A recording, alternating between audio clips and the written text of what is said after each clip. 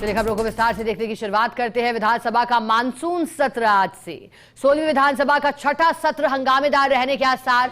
आज प्रश्नकाल नहीं होगा, विधेयकों को सदन के पटल पर इंट्रोड्यूस किया जाएगा, शोकाभिव्यक्ति होगी, प्रमुख नेताओं के निधन पर शोक जताया जाएगा।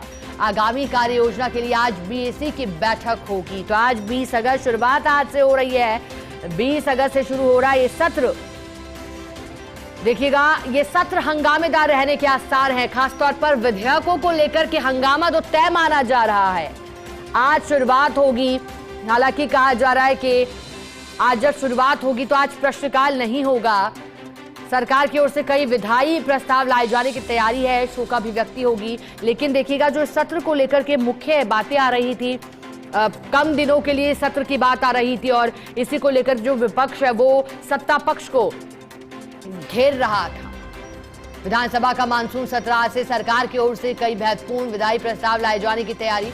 इनमें सबसे ज्यादा चर्चा समान नागरिक संहिता बिल 2026 को लेकर है। पिछले दिनों मुख्यमंत्री कार्यालय में हुई थी कैबिनेट की बैठक में राजस्थान समान नागरिक संहिता विधेयक 2026 के मसौदे को मंजूरी दी थी। इस प्रस्तावित कानून में विवाह, तलाक, उत्तराधिकार, भरण पोषण और लिव इन रिलेशनशिप जैसे व्यक्तिगत मामलों में समान कानूनी प्रावधान शामिल। कमर्शियल टैक्सेशन से जुड़ा विधेयक भी इसमें पेश होने की संभावना है। सरकार की कोशिश है कि सीमित अवधि में महत्वपूर्ण विधायी काम पूरे किए जाएं। विधानसभा का मानसून सत्र आज से 16वीं विधानसभा का छठा सत्र हंगामेदार रहने के आसार हैं। यूसीसी जैसे संवेदनशील और महत्वपूर्ण विधेयक पर चर्चा होगी। सत्ता पक्ष विधायी एजेंडे के तेजी से आगे बढ़ाने की तैयारी में है, वहीं विपक्ष लंबी अवधि और व्यापक चर्चा की मांग के जरिए सरकार को घेरने की रणनीति बना रहा है। ऐसे में आज से शुरू होने वाला मानसून सत्र हंगामेदार रह सकता है। विपक्ष ने सत्र को लंबा चलाने और जनता से जुड़े मुद्दों पर विस्तृत चर्चा की मांग की है। और देखिए, राजस्थान विधानसभा का मानसून सत्र आज से सत्र में राजभवन द्वारा लौटाए 10 कानूनों को पुनर्विचार के लिए रखा जाएगा। ये पहली बार है कि जब एक साथ 10 कानून राज्यपाल ने लौटा दिए। इन बिलों पर सदन में पुनर्विचार करने के संदेश के साथ राज्यपाल ने विधानसभा को लौटाए हैं। इसके अलावा सत्र से एक दिन पहले तक विधायकों द्वारा लगाए गए 1490 सवालों के जवाब नहीं आए हैं। दूसरी तरफ सत्र से एक दिन पहले ही सत्ता पक्ष और विपक्ष में विवाद शुरू हो गया है। सदन कितने दिन चले, इसको लेकर नेता प्रतिपक्ष और मुख्य सचेतक आमने सामने हुए हैं।